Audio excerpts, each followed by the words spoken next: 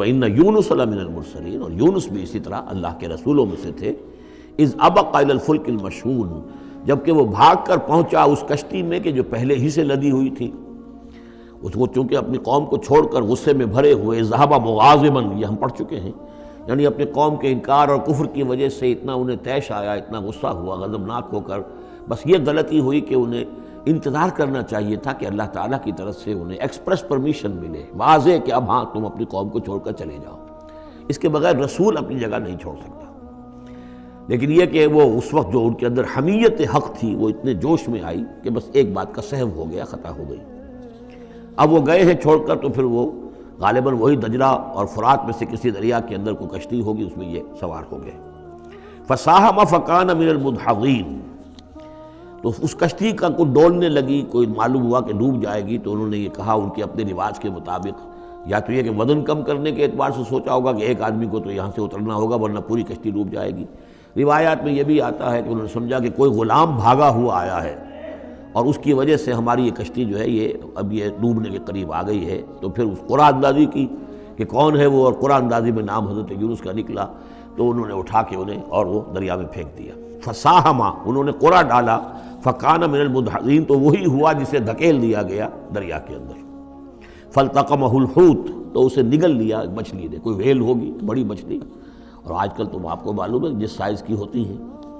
وَهُوَ مُلِيمٌ، اور وہ ملامت زدہ تھے اللہ کی طرف سے. اب ظاہر بات ہے کہ جو بھی خطا ہو جاتی ہے اور جتنی بڑی شخصیت ہوتی ہے اس کے بارے میں ان کی چھوٹی سی خطا کے اوپر بھی اللہ کا جو اظہار ہوتا ہے ناراضگی کا، وہ بہت سخت ہوتا ہے. جن کے رتبے ہیں سوا، ان کی سوا مشکل ہے ان کے مقامات کے اعتبار سے.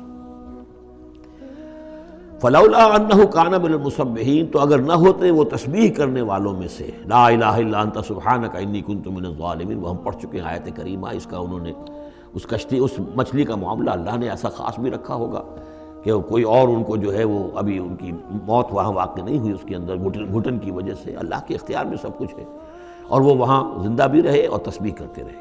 فَلَبِثَ فِي بَطْنِهِ إِلَىٰ يَوْمِ يُبْعَثُونَ، لَلَبِثَ، تو وہ رہتا، اگر وہ نہ ہوتا مسبحین میں سے، تسبیح نہ کرتا، یہ آیہ کریمہ کا ورد وہاں نہ انہوں نے کیا ہوتا، تو یہ کہ وہ پھر رہتا اسی کشتی، اسی مچھلی کے پیٹ میں، یوم یبعثون، قیامت تک، وہیں سے ان کا بعث بعد الموت ہوتا. فَنَبَذْنَاهُ بِالْعَرَاءِ، لیکن یہ کہ انہوں نے چونکہ اللہ سے اپنی معافی چاہی اور استغفار کیا، لا الہ الا انت سبحانک انی کنت من الظالمین، تو اللہ تعالیٰ نے ان کو اس نے مچھلی کو حکم دیا، اور مچھلی نے اسے بالعراء، ایک چٹیل میدان میں کہیں اگل دیا، اور جا کر وہ ایک ساحل کے پر کسی پر چٹیل میدان کے اوپر وہ ڈال دیے گئے. وَهُوَ سَقِيمٌ، حالت ان کی خستہ تھی. مچھلی کے پیٹ میں رہے ہیں تو کوئی ڈائجسٹیو جوسز وغیرہ نے آخر کھال وال کو جو کچھ کیا ہوگا، بہت خستہ حالت کے اندر وہ مچھلی نے اگل دیا. اب وہ چٹیل میدان پر پڑے ہیں. اب یہ جو ہے فَأَنبَتْنَا عَلَيْهِ شَجَرَةً مِّن يَقْطِينٍ، تو ہم نے اس پر ایک یقطین کا درخت اگا دیا.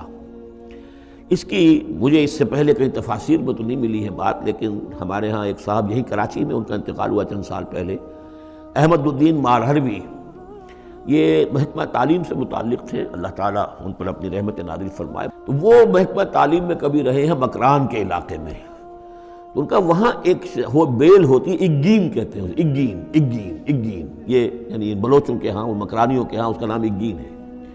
اور وہ بیل ایسی ہے کہ جس کے پتے بڑے بڑے ہوتے ہیں اور وہ زمین میں پھیلتی جاتی ہے، اور اس کی اندر کچھ ایسا انسیکٹیسائیڈ ہے، کوئی ایسی چیز ہے، ریپیلنٹ ہے، کہ کوئی جو ہے حشرات الارض اس کے قریب نہیں آتے. تو اللہ تعالیٰ نے وہ اگین کا درخت جو ہے، اچھا یقطین جو ہے، اب وہ قاف گاف بنتا ہے، وہ تو آپ کو معلوم ہے پورے سعودی عرب میں بھی قاف جو ہے قم کو وہ گم ہی کہتے ہیں، تو یقطین سے یقین، یقین سے اگین وہ بن گیا ہوگا. تو وہ اب بھی موجود ہے وہ پودا، وہ ایک بیل کی طرح پھیلتا ہے، اور اس کا جو ہے جیسے ہمارے یہاں گھیا ہوتا ہے، گول گھیا، اس قسم کا اس کا پھل ہوتا ہے، بہت میٹھا، وہ اس میں لگتا ہے.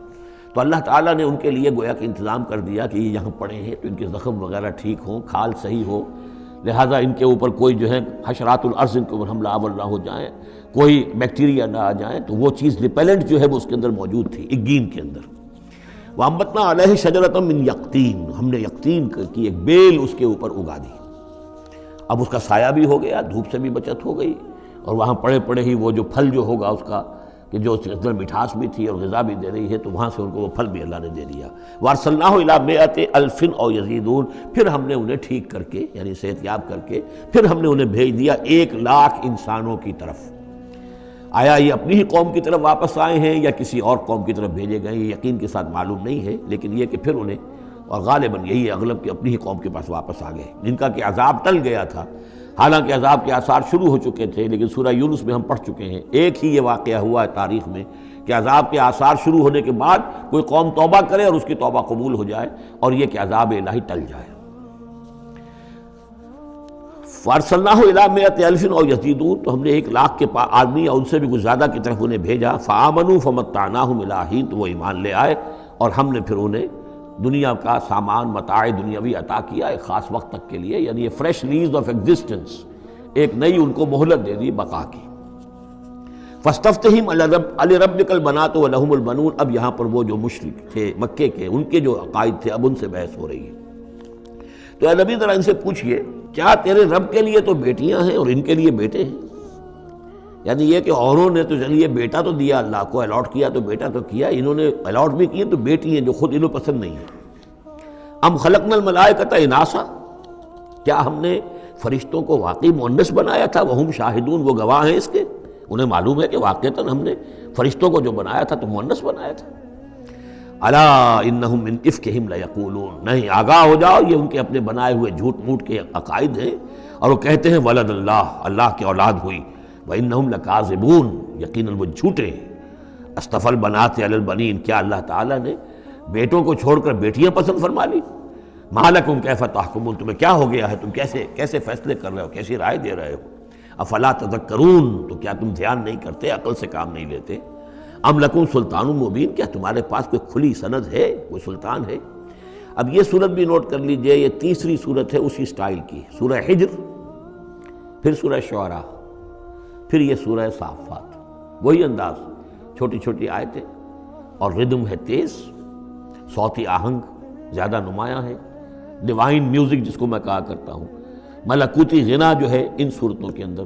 تو یہ بھی ابتدائی دور کی صورتوں میں سے ہے۔ ایسا محسوس ہوتا ہے کہ اللہ تعالیٰ نے مکی صورتوں کے ہر گروپ کے اندر ایک جو ہے ابتدائی زمانے کی صورت جو ہے وہ شامل کر دی، اور اس کا جو حکمت میری سمجھ میں اب تک آئی ہے، اللہ عالم کوئی اور بڑی حکمت بھی ہو سکتی ہے جو ہمارے علم میں ابھی نہ آئی ہو، لیکن یہ کہ تاکہ مونوٹنی نہ رہے، بلکہ مضامین کے اندر تنوع پیدا ہو جائے۔ لیکن ظاہر بات ہے کہ اب ایک آدمی پڑھ رہا ہے قرآن مجید، فرض کیجئے ایک شخص جو ہے ایک پارہ روزانہ پڑھتا ہے، اب اس میں یہ ہے کہ اس کے سامنے مضامین ایسے نہ ہوں کہ بس وہ کئی دن تک متواتر ایک ہی قسم کے مضامین میں رہے، بلکہ یہ کہ پھر بدل کر عدل کر مضامین آتے چلے جائیں۔ واللہ عالم۔ ام لکم سلطان مبین، کیا تمہارے پاس کوئی کھلی سند ہے؟ فاتو بکتابکم ان کنتم صادقین، تو لاؤ نا اپنی کوئی کتاب اگر تمہارے پاس ہے، اگر تم سچے ہو۔ وجعلوا بینہ وبین الجنۃ نسبا، اور انہوں نے ایسا بھی کیا ہے کہ اللہ اور جنوں کے درمیان بھی نسب کا رشتہ قائم کر دیا ہے۔ وَلَقَدْ عَلِمَتِ الْجِنَّةُ وَإِنَّهُمْ لَمُحْضَرُونَ، اور جنوں کو خوب معلوم ہے کہ انہیں تو گرفتار کر کے پیش کیا جائے گا، سب کے سب جو ہیں حاضر کیے جائیں گے۔ سبحان اللہ عما یصفون، اللہ پاک ہے ان تمام چیزوں سے جو یہ بیان کر رہے ہیں۔ الا عباد اللہ المخلصین، سوائے اللہ کے وہ بندے، وہ جنات میں بھی ہوں گے انسانوں میں بھی ہوں گے، اللہ تعالیٰ جنہیں اپنے لیے خالص کر لیتا ہے۔ فَإِنَّكُمْ وَمَا تَعْبُدُونَ، تو تم اور وہ کہ جن کو تم پوجتے ہو، وَمَا أَنْتُمْ عَلَيْهِ بِفَاتِنِينَ، اور کسی کو اس کے ہاتھ سے بہکا کر نہیں لے سکتے، الا من هو صال الجحیم، سوائے اس کے کہ جو خود گرنے والا ہے جہنم کے اندر۔ وما منا الا له مقام معلوم، اب یہ جو ہے یہاں پر جو اس صورت کے شروع کا معاملہ تھا اس کے ساتھ اب جڑ کر یہ بات آ رہی، والصافات صفا فالزاجرات زجرا فالتالیات ذکرا، وہ فرشتے جو صفیں باندھ کر حاضر رہتے ہیں اللہ کے حضور میں، پھر جس کو حکم ہوتا ہے عذاب الہی کہیں بھیجنے کا تو وہ ڈانٹتا ہے، اور اس کی چنگھاڑ جو ہے اسی سے وہ پھر قومیں اور بستیاں ہلاک ہوتی ہیں۔ فالتالیات ذکرا، جن کو حکم ہوتا ہے وہ اللہ کے ذکر کی تلاوت کرتے ہوئے اللہ کے نبیوں تک اس کو پہنچاتے ہیں پیغامات کو۔ اب وہاں ان کی طرف سے وما منا الا له مقام معلوم، ہم میں سے کوئی نہیں ہے، یہ فرشتوں کی طرف سے کہا جا رہا ہے، مگر یہ کہ اس کا ایک ٹھکانہ مقرر ہے۔ دربار میں کوئی 5000 ہے، کوئی 10,000 ہے، کوئی 30,000 ہے، ایسے ہر ایک کا ایک مقام معلوم ہے، مرتبہ مقام معین ہے۔ ملائکہ مقربین ہیں، ملائکہ اعلیٰ ہے، ملائکہ تو دنیا ہے، ملائکہ اسفل ہیں، یہ سب کے سب ہیں۔ وما منا الا له مقام معلوم وانا لنحن الصافون، اور ہم تو سب کے سب صفیں باندھے ہوئے مستعد کھڑے ہوتے ہیں. وَإِنَّا لَنَحْنُ الْمُسَبِّحُونَ، اور یقیناً ہم تو سب کے سب تسبیح کرنے والے ہیں پروردگار کی. وَإِن كَانُوا لَيَقُولُونَ لَوْ أَنَّ عِندَنَا ذِكْرًا مِّنَ الْأَوَّلِينَ لَكُنَّا عِبَادَ اللَّهِ الْمُخْلَصِينَ، اور یہ لوگ تو کہا کرتے تھے، بہت زور دے کر کہتے تھے، قسمیں کھا کھا کر کہتے تھے، اگر جیسا کہ پہلوں کے پاس ذکر آیا تھا، اگر ہمارے پاس بھی آیا ہوتا، لَوْ أَنَّ عِندَنَا ذِكْرًا مِّنَ الْأَوَّلِينَ لَكُنَّا عِبَادَ اللَّهِ الْمُخْلَصِينَ، تو ہم تو سب کے سب اللہ کے بڑے نیک اور مخلص بندے بن گئے ہوتے. فَكَفَرُوا بِهِ فَسَوْفَ يَعْلَمُونَ، اب جب وہ ذکر آ گیا ہے تو اس سے کفر کر رہے ہیں، اس کا انکار کر رہے ہیں، تو ان قریب یہ جان لیں گے کہ اس کی کیا پاداش ان کو بھگتنی پڑے گی. وَلَقَدْ سَبَقَتْ كَلِمَتُنَا لِعِبَادِنَا الْمُرْسَلِينَ، یہ آیات بھی بہت اہم ہے فلسفہ قرآن کے اعتبار سے. رسولوں اور نبیوں میں ایک بنیادی فرق یہ ہے، نبی کے لیے لازم نہیں ہے کہ اللہ کی مدد آئے اور اسے غلبہ دیا جائے. نبی قتل بھی ہو سکتے ہیں، حضرت یحییٰ قتل ہو گئے، حضرت زکریا قتل ہو گئے، لیکن رسول کو قتل نہیں کیا جا سکتا. رسول مغلوب نہیں ہوگا. جیسے ہی محسوس ہوگا کہ قوم غالب آ رہی ہے، رسول مغلوب ہو رہا ہے، رسول اور اس کے ساتھیوں کو بچا لیا جائے گا اور پوری قوم کو غرق کر دیا جائے گا یا برباد کر دیا جائے گا. یہ اللہ کا قاعدہ قانون ہے رسولوں کے بارے میں. وَلَقَدْ سَبَقَتْ كَلِمَتُنَا لِعِبَادِنَا الْمُرْسَلِينَ، یہ بات تو ہماری پہلے سے طے شدہ ہے اپنے ان بندوں کے لیے کہ جن کو ہم رسول بنا کر بھیجتے ہیں. عبادنا المرسلین انہم لہم المنصورون، یقیناً ان کی مدد کی جائے گی. اور میں یہ صیغہ جو ہے مستقبل کا بول رہا ہوں، اصل میں تو اب وہ بات ختم ہو چکی محمد الرسول اللہ صلی اللہ علیہ وسلم پر، لیکن ماضی میں یہ اللہ کا قاعدہ اور قانون رہا ہے رسالت کے بعد میں.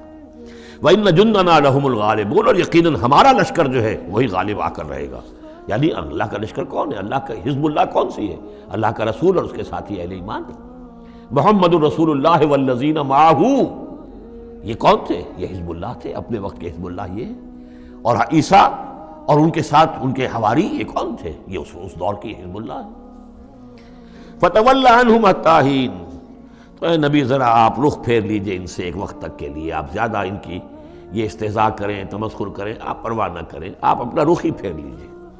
وَأَبْصِرْهُمْ فَسَوْفَ يُبْصِرُونَ، تو آپ بھی ذرا ان کو دیکھتے رہیے، آپ اعراض کر کے ذرا پھر انتظار کیجئے، دیکھتے رہیے دور سے. فَسَوْفَ يُبْصِرُونَ، تو ان قریب یہ بھی دیکھ لیں گے. أَفَبِعَذَابِنَا يَسْتَعْجِلُونَ، تو کیا یہ ہمارے عذاب کی جلدی مچا رہے ہیں کہ لے آؤ محمد عذاب صلی اللہ علیہ وسلم. فَإِذَا نَزَلَ بِسَاحَتِهِمْ فَسَاءَ صَبَاحُ الْمُجْرِمِينَ مُنذَرِينَ، پھر جب وہ عذاب اترے گا ان کے میدان میں، ساحہ کہتے ہیں بڑے میدان کو، کہ جیسے گھر ہیں اور اس کے درمیان میں کوئی بڑا جو ہے پارک ہے جیسے ہمارے ہاں ہوتے ہیں. فَإِذَا نَزَلَ بِسَاحَتِهِمْ، جب ان کے اس بڑے میدان میں وہ اترے گا وہ عذاب، فَسَاءَ صَبَاحُ الْمُنذَرِينَ، تو وہ بہت بری صبح ہوگی ان کے لیے جن کو خبردار کر دیا گیا تھا. وَتَوَلَّ عَنْهُمْ حَتَّىٰ حِينٍ، پھر دوبارہ اے نبی ابھی ذرا آپ ان کی طرف سے آپ رخ پھیر لیجئے، ان کے انکار سے زیادہ دلگیر بھی نہ ہو، ان کے انجام کے بارے میں زیادہ صدمہ بھی نہ کریں. وَلَا تَحْزَنْ عَلَيْهِمْ، آپ ان کے بارے میں رنج و افسوس بھی نہ رکھیں. فَلَعَلَّكَ بَاخِعٌ نَفْسَكَ أَلَّا يَكُونُوا مُؤْمِنِينَ، آپ اس صدمے سے اپنے آپ کو، اپنی جان کو نہ گھلائیں کہ یہ ایمان نہیں لا رہے. وَأَبْصِرْ فَسَوْفَ يُبْصِرُونَ، آپ بھی دیکھتے رہیے اور ان قریب یہ بھی دیکھ لیں گے. سبحان ربک رب العزت عما یصفون، پاک ہے اللہ تیرا پروردگار جو رب العزت ہے، عزت اور اقتدار اور اختیار والا ہے. عما یصفون، ان تمام چیزوں سے کہ جو یہ بیان کرتے ہیں. یہ نوٹ کرنے والی بات ہے کہ وصف اسی سے یصفون بنا ہے اور اسی سے صفت بنا ہے. قرآن مجید میں اللہ کے لیے یہ لفظ استعمال ہوتا ہے صرف لوگوں کی طرف سے. اللہ تعالیٰ نے اپنی کوئی صفت قرآن میں اس ایجابی یا مثبت طور پر بیان نہیں کی ہے. ویسے ہم احادیث میں لفظ ہے، لیکن یہ کہ یہ بات نوٹ کر لیجیے قرآن میں صرف نام آتا ہے.